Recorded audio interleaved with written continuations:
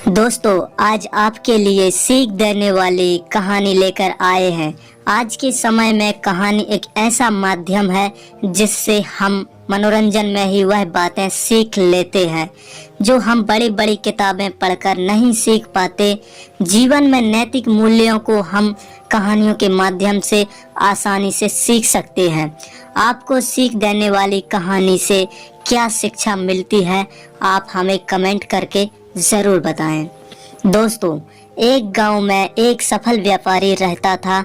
उसके पास एक अच्छी बड़ी दुकान थी और आमदनी भी इतनी थी।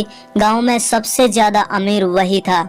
हर आदमी उससे अच्छे से बात करता और वह लोगों की बहुत मदद भी करता। वह दिन रात मेहनत और बाकी समय पूजा पाठ भी करता कि बहुत इज्जत करते थे। पर उस व्यापारी की एक बुरी आदत थी। वह जल्दी गुस्से में आकर लोगों से बुरा भला कह देता था, जिससे गांव के बहुत से लोग उससे नाराज रहते। और जब वह नाराज लोगों को मनाने जाता और वे लोग नहीं मानते तो उसको और गुस्सा आता और वह और बुरा भला कह देता और फिर बाद में व्यापारी को बहुत बुरा लगता। एक बार गांव में एक बहुत ज्ञानी संत आए।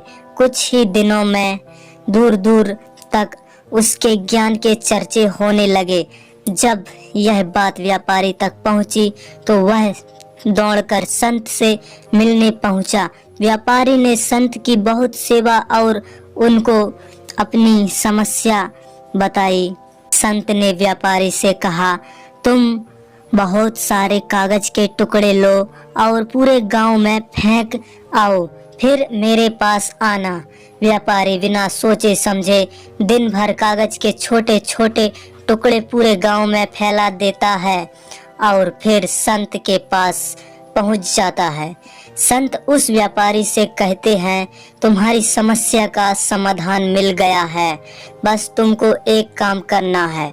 तुम जाकर उस सभी कागज के टुकड़ों को इकट्ठा करके यहाँ ले आओ। अपनी समस्या का समाधान पाकर व्यापारी बिना कुछ सोचे समझे उन कागज के टुकड़ों को इकट्ठा करने पहुँच जाता है। बहुत देर तक कोशिश करने के बाद व्यापारी को यह समझ आता है, यह काम तो करना नामुमकिन है। सीख देने वाली कहानी। वह दौड़कर संत के पास जाता है, कहता है, आपने काम दिया वो तो असंभव है, मैं चाहकर भी उसको पूरा नहीं कर सकता। संत मुस्कुराते हैं और कहते हैं, बेटा मैं भी यही कहना चाहता हूँ।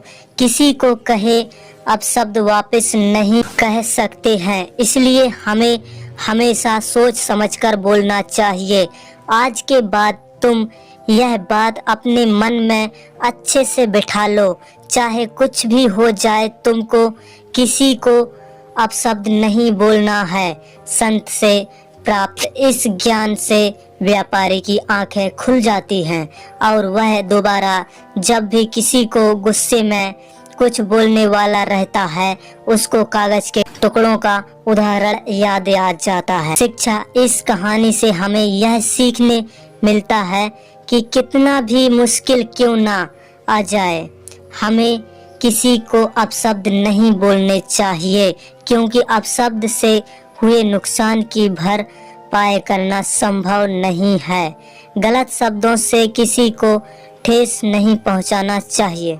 गाइस, अगर आप लोगों को ये वीडियो पसंद आई होगी तो प्लीज वीडियो को लाइक करें एंड चैनल को सब्सक्राइब करें और बेल आइकन को दबाना ना भूलें, ताकि अगले वीडियो का नोटिफिकेशन सबसे पहले आपको मिले। ओके बाय, मिलते हैं नेक्स्ट वीडियो पर।